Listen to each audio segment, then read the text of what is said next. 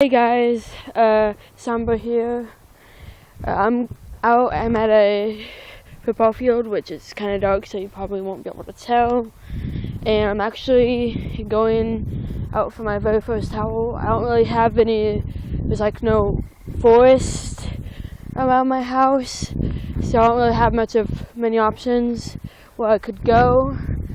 And this is the only place I could think of that wouldn't expose me too much, wouldn't disturb too many people, since not horribly a lot amount of people live here. But yeah, the moon's out, and this is going to be kind of a short video because I can't stay out very long. I don't want my mom and dad getting pissed off, so let's do this.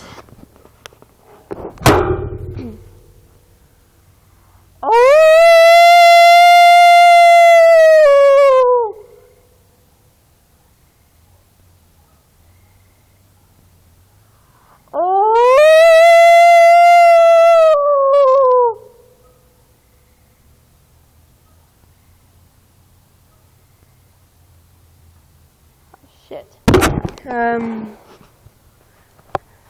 Yeah, like I said, this wasn't a very long video.